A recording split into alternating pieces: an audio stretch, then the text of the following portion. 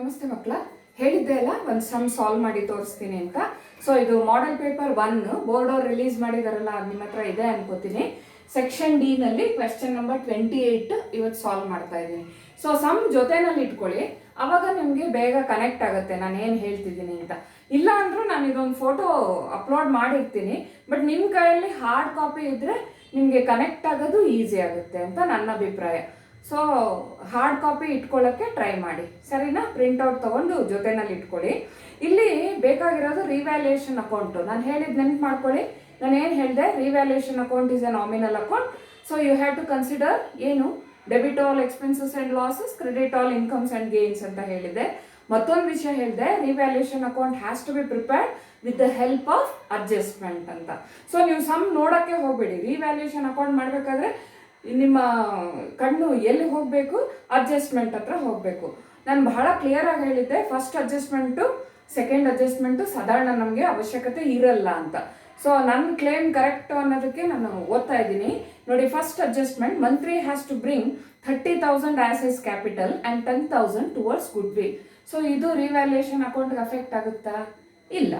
Next adjustment, goodwill is to be withdrawn by the old partners. So goodwill has to be withdrawn by the old partners. ಇದು revaluation account ಬರುತ್ತಾ? ಬರಲ್ಲ.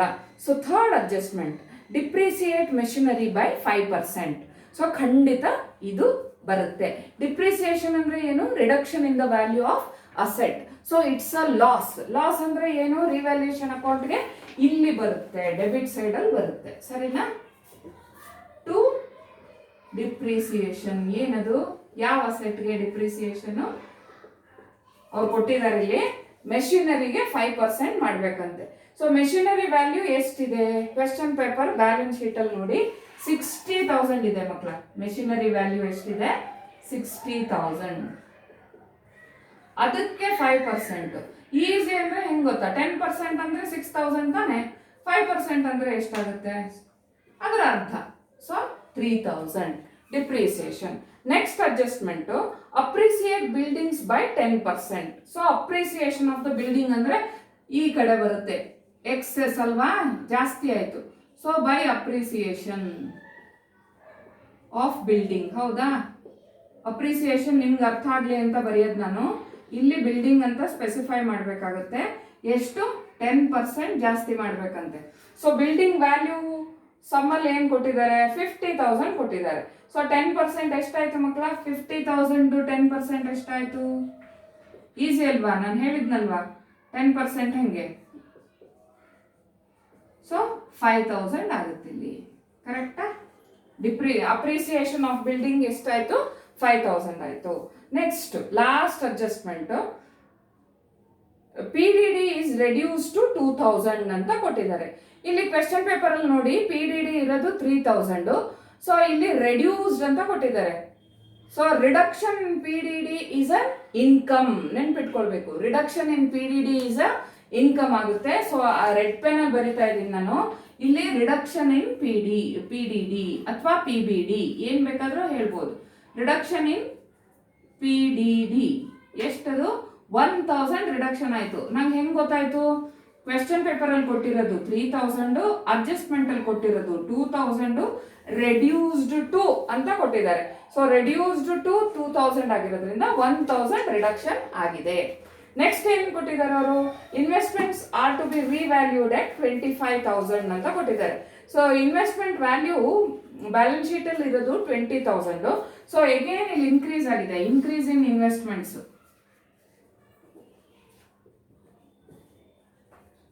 So ಎಷ್ಟಾಯ್ತು? 5,000. ಇದೇನು ಗೊತ್ತಾಯ್ತು ನನಗೆ?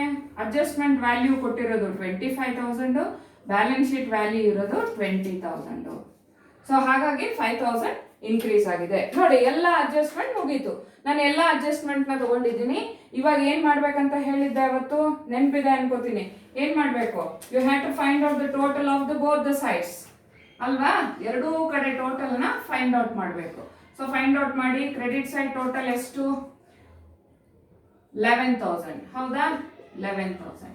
Debit side total ಎಷ್ಟು? 3,000. So ಯಾವ್ದು ಜಾಸ್ತಿ ಇದೆ? Credit side is more than the debit side. ಎಷ್ಟು? To the tune of 8,000. ಹೌದಾ? ಡಿಫರೆನ್ಸ್ ಇಲ್ಲಿ ಡಿಫ್ರೆನ್ಸ್ ಮಾಡಿದ್ರೆ 8000 ಬರುತ್ತೆ. ದೇರ್ ಫಾರ್ ಏನಿದು ರಿವ್ಯಾಲ್ಯೂಯೇಷನ್ ಪ್ರಾಫಿಟ್. ಸರಿನಾ ಮಕ್ಕಳ? ಸೊ ಯಾವ್ದು ದೊಡ್ಡ ಟೋಟಲ್ ಇದೆ ಅದನ್ನ ಎರಡೂ ಕಡೆ ಬರೆಯಕ್ಕೆ ಹೇಳಿದ್ದೆ. 11,000 ಬರಿಬೇಕಾಗುತ್ತೆ. ಈ ಡಿಫರೆನ್ಸ್ ಅನ್ನ ನಾವು ಯಾರಿಗೆ? ಓಲ್ಡ್ ಪಾರ್ಟ್ನರ್ಸ್ ಕ್ಯಾಪಿಟಲ್ ಅಕೌಂಟ್ಗೆ ಟ್ರಾನ್ಸ್ಫರ್ ಮಾಡಬೇಕು. To old partners capital account.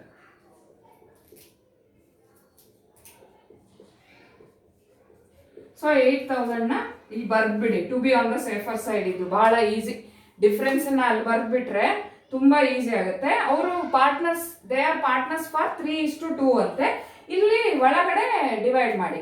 ಯಾರ್ಯಾರ ಪಾರ್ಟ್ನರು? ರಾಜನ್ಗೆ ಎಷ್ಟು ಬರುತ್ತೆ ಅಂತ 8,000 by 3/5 ಅಂತ ಆಗುತ್ತೆ. ಸೊ ಇದೆಷ್ಟಾಗುತ್ತೆ? 4,800. ಸರಿನಾ? ಕರೆಕ್ಟಾ? ನೆಕ್ಸ್ಟು ರಾಣಿಗೆ R1 R2 ಅಂತ ಬರೀತೀನಿ. 8,000 = 2/5 ಅಂದ್ರೆ 3,200 ಆಯ್ತು. ನೋಡಿ ಇದೆರಡು ಆಡ್ ಮಾಡಿ ನೋಡಿ 8,000 ಬರುತ್ತೆ. ಸೊ ಈ ವ್ಯಾಲ್ಯೂ ಬೇಕು ನಮಗೆ ಕ್ಯಾಪಿಟಲ್ ಅಕೌಂಟ್ ಮಾಡಬೇಕಾದ್ರೆ. ಸೊ ನೆಕ್ಸ್ಟ್ ಆಯ್ತು, ರಿವ್ಯಾಲ್ಯೂಯೇಷನ್ ಅಕೌಂಟ್ ಆಯ್ತು. ನೋಡಿ ಅಡ್ಜಸ್ಟ್ಮೆಂಟ್ ಎಲ್ಲ ಎಂಟ್ರಿ ಮಾಡಿಬಿಟ್ರೆ ಆಯ್ತು. ಕ್ಲಿಯರಾ? ಗೊತ್ತಾಗ್ತಿದೆಯಾ? ಇವಾಗ ಪಾರ್ಟ್ನರ್ಸ್ ಕ್ಯಾಪಿಟಲ್ ಅಕೌಂಟ್ ಹೋಗೋಣ. ನಾನು ಹೇಳಿದ್ದೆ most of the entries will come to the credit side ಅಂತ ಹೇಳಿದ್ದೆ. ಜಾಸ್ತಿ ಎಂಟ್ರಿಗಳು ಎಲ್ಲಿ ಬರುತ್ತೆ ಅಂತ ಹೇಳಿದೀನಿ ಮಕ್ಕಳ? ಕ್ರೆಡಿಟ್ ಸೈಡ್ ಅಲ್ಲಿ ಬರುತ್ತೆ. ಫಸ್ಟ್ ಎಂಟ್ರಿ ಯಾವಾಗ್ಲೂ ಬೈ ಬ್ಯಾಲೆನ್ಸ್ ಬ್ರಾಟ್ ಡೌನ್. ಹೌದಾ? ಇಲ್ಲಿ ನೋಡಿ ನಾನು ಮಂತ್ರಿ ಅನ್ನೋದನ್ನ ರೆಡ್ ಪೆನ್ ಅಲ್ಲಿ ಬರ್ದಿದ್ದೀನಿ. ಯಾಕೆ ಹೇಳಿ? ಅವನೇ ನ್ಯೂ ಪಾರ್ಟ್ನರು, ಹಾಗಾಗಿ ಅವನ ಹೆಸರನ್ನ ರೆಡ್ ಪೆನ್ ಅಲ್ಲಿ ಬರ್ದಿದ್ದೀನಿ, ನಿಮ್ಗೆ ಕರೆಕ್ಟ್ ಆಗಿ ಗೊತ್ತಾಗ್ಲಿ ಅಂತ. So by balance brought down question ಅಲ್ಲಿ ಕೊಟ್ಟಿದ್ದಾರೆ. ರಾಜ 60,000 ಅಂತ ಲಯಬಿಲಿಟಿ ಸೈಡ್ ಕ್ಯಾಪಿಟಲ್ಸ್ ಅಂತ ಕೊಟ್ಟಿದ್ದಾರೆ. ಮತ್ತೆ ರಾಣಿ 40,000. ಸೊ ಮಂತ್ರಿಗೆ ಏನಾದ್ರೂ ಇದೆಯಾ? ನೋ, ಮಂತ್ರಿಗೆ ಯಾವ್ದಿಲ್ಲ. ನೆಕ್ಸ್ಟ್ ಹೇಳಿದೆ ನಾನು ಬೈ ರಿಸರ್ವ್ ಫಂಡ್ ಅಥವಾ ಬೈ ಜನರಲ್ ರಿಸರ್ವ್. ಇಲ್ಲಿ ರಿಸರ್ವ್ ಅಂತ ಕೊಟ್ಟಿದ್ದಾರೆ. ಅದನ್ನ ರಿಸರ್ವ್ ಎಷ್ಟದು ಇರೋದು? 25,000. 25,000 ನ ನೀವು at 3:2 ಡಿವೈಡ್ ಮಾಡಬೇಕು. ಸೊ ಹೆಂಗ್ ಮಾಡೋದು? 25,000 into 3/5 ಮತ್ತೆ 25,000 into 2/5 ಮಾಡಬೇಕು. ಸೊ 5 1s 5 5s ಇಲ್ಲಿ ಎಷ್ಟಾಯ್ತು? 15,000 ಮತ್ತೆ 10,000. ನ್ಯೂ ಪಾರ್ಟ್ನರ್ಗೆ ಶೇರ್ ಇದೆಯಾ? ಇಲ್ಲ. ನೆಕ್ಸ್ಟ್ ಏನಿದೆ ಇಲ್ಲಿ ನೋಡಿ, ಈ ಸಮ್ಮಲ್ಲಿ profit and loss account balance asset side ಅಲ್ಲಿ ಇದೆ ಮಕ್ಕಳ. Profit and loss account balance ಎಲ್ಲಿದೆ? ಅಸೆಟ್ ಸೈಡ್ ಅಲ್ಲಿ. ಅಂದ್ರೆ ಏನದು? ಲಾಸ್ ಅಂತ. ಟು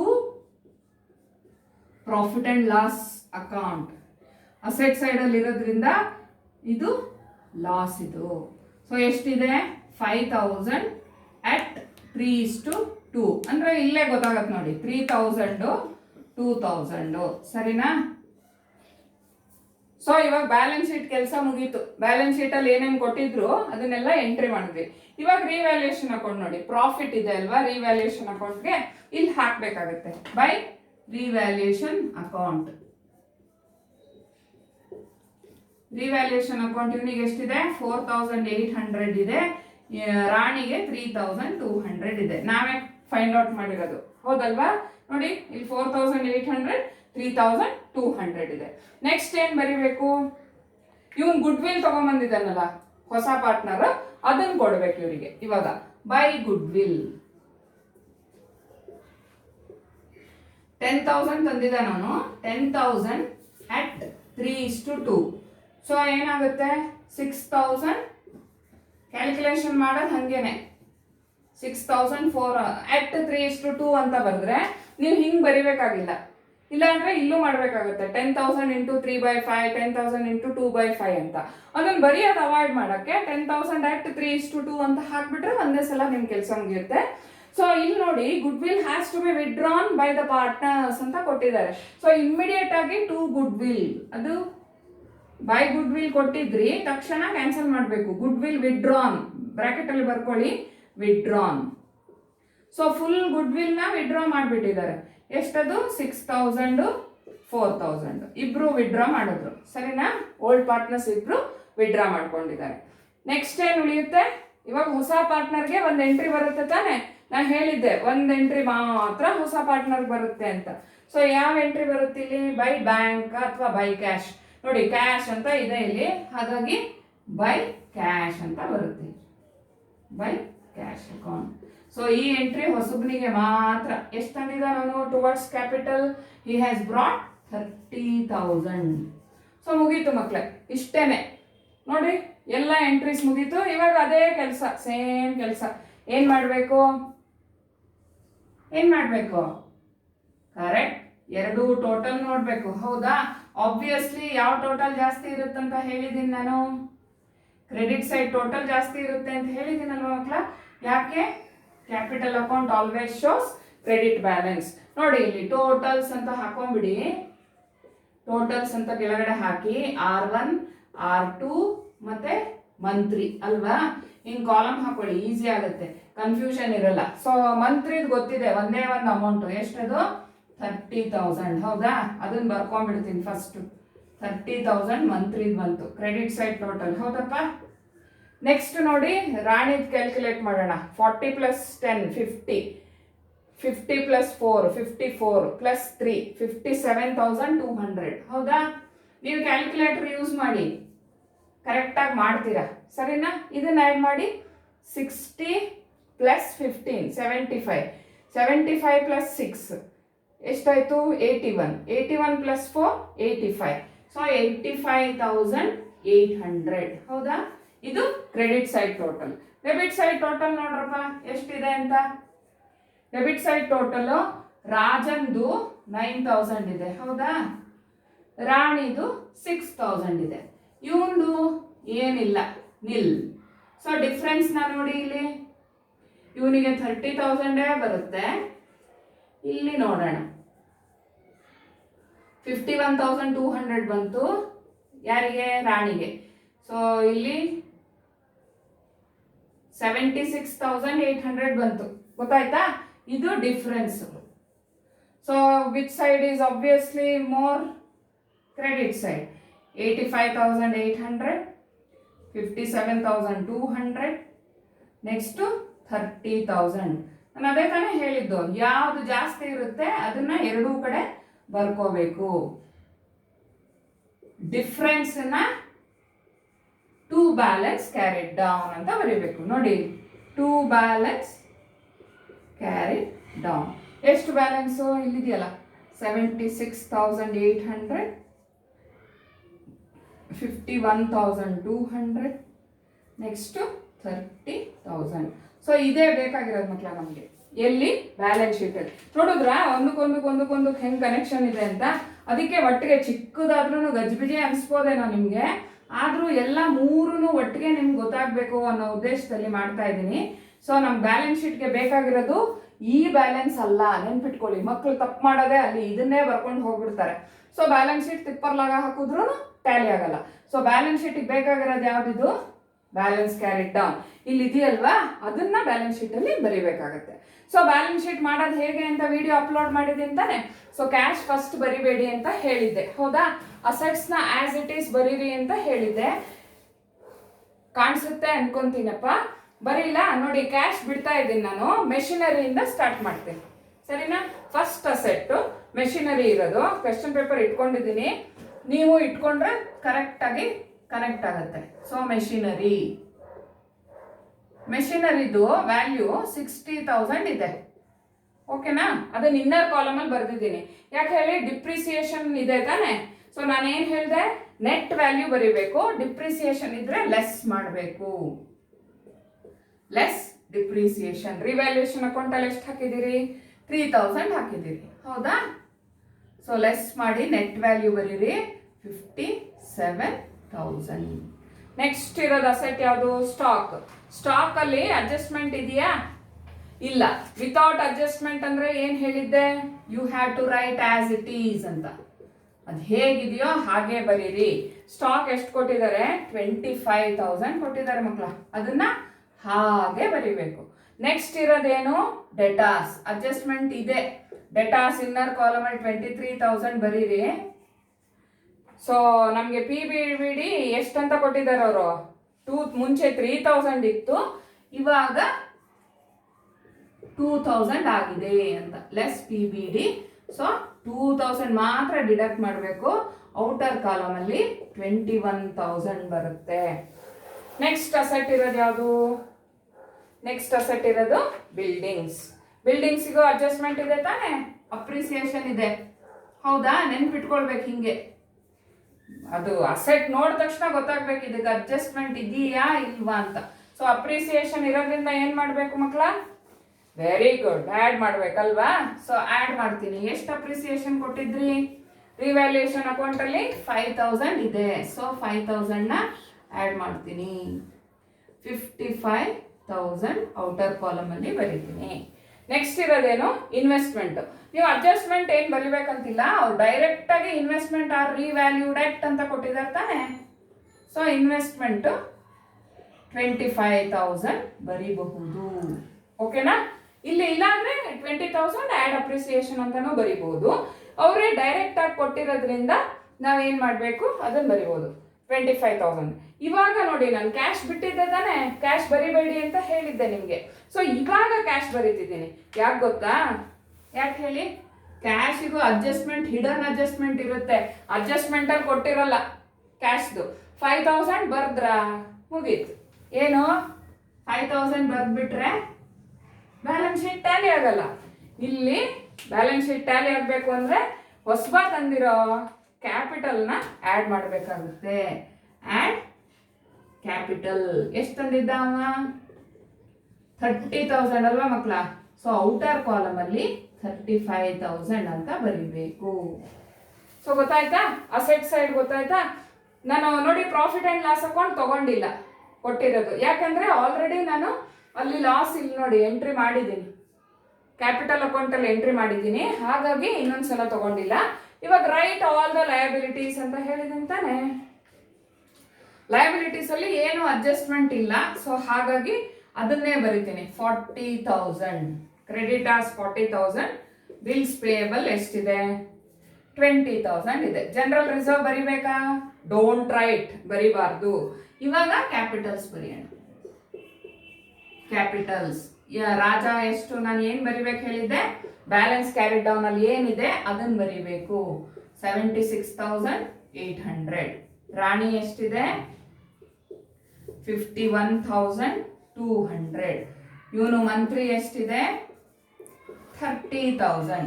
ಇದನ್ನ ಆಡ್ ಮಾಡಿ ಕೂಡ ಬರಿಬಹುದು. ಇಲ್ಲ ಅಂದ್ರೆ ನೀವು ಒಬ್ಬೊಬ್ರದೇ ಹೆಸರು ಬರೆದು ಇದನ್ನ ಬರಿಬಹುದು. ಎರಡೂ ಕೂಡ ಒಂದೇ ತರ ಆಗುತ್ತೆ, ಏನ್ ಡಿಫ್ರೆನ್ಸ್ ಆಗಲ್ಲ ಅದರಲ್ಲಿ. ಗೊತ್ತಾಯ್ತಾ? ಸೊ ನಾನು ಆಡ್ ಮಾಡಿ ಬರಿತೀನಿ.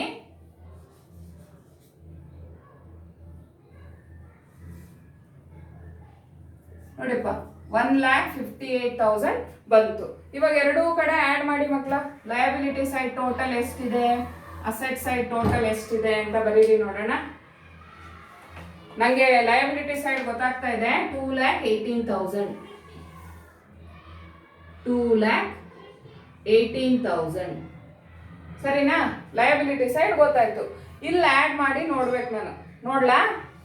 57 ಹಿಂಗೆ ಇಲ್ಲಿ ಬರ್ದ್ರೆ ಪರವಾಗಿಲ್ವಾ ನಿಮ್ಗೆ? 57 ಪ್ಲಸ್ ಇದು 25, 21 ಆಡ್ ಮಾಡ್ತೀನಿ. 25 ಪ್ಲಸ್ 20 45, 46 ಆಯ್ತು. 46 ಹಿಂಗೆ ಆಡ್ ಮಾಡ್ತೀನಿ. ಸರಿನಾ? 57, 46 ಆಡ್ ಮಾಡ್ತೀನಿ. ಇದೆರಡಾಯ್ತು.